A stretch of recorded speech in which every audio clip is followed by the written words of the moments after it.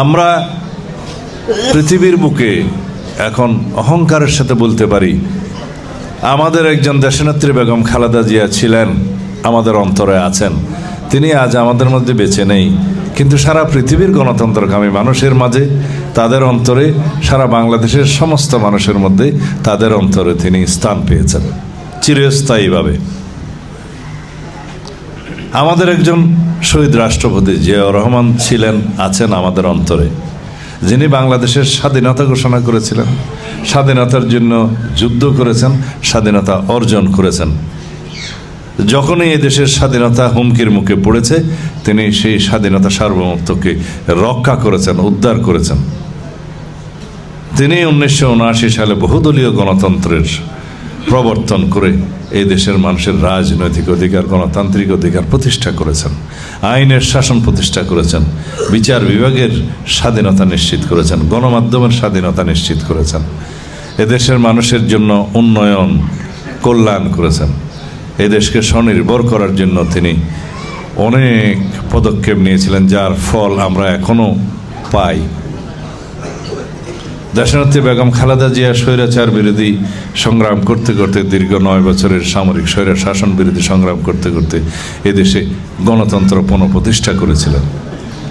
তিনি সংসদীয় পদ্ধতির সরকার ব্যবস্থা প্রতিষ্ঠা করেছিলেন জনগণের দাবিতে, এদেশের চাহিদা অনুযায়ী।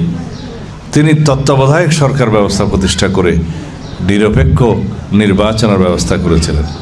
অপরপক্ষে আওয়ামী লীগ, ফ্যাসিস্ট শেখ হাসিনা এবং তার পিতা সবসময় বাংলাদেশে গণতন্ত্র হত্যা করেছে, গণতন্ত্র ধ্বংস করেছে এবং এদেশের মানুষের অধিকারকে কেড়ে নিয়েছে।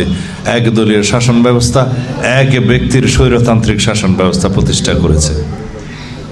তিনি তত্ত্বাবধায়ক সরকার ব্যবস্থা, এই ফ্যাসিস্ট শেখ হাসিনা বাংলাদেশের সংবিধান থেকে বিলুপ্ত করে দীর্ঘ 15-16 বছর এই দেশে একনায়কতান্ত্রিক শাসন ব্যবস্থা চালু করেছিলেন।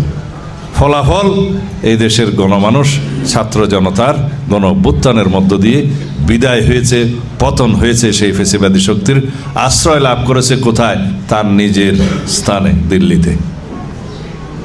এরা ভারতীয় দল, এরা ভারতের সেবাদাস সরকার ছিল।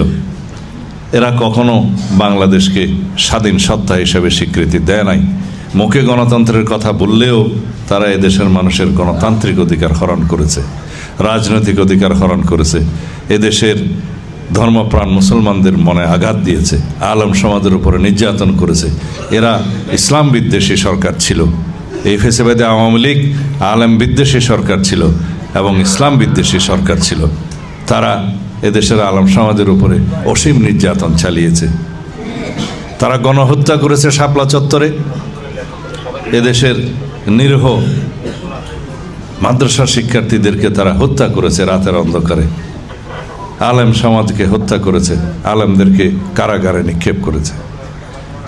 এইভাবে তারা এই দেশের গণমানুষের বিপক্ষে দাঁড়িয়েছে, এদেশের গণতন্ত্রের বিপক্ষে দাঁড়িয়েছে, ধ্বংস করেছে গণতন্ত্র।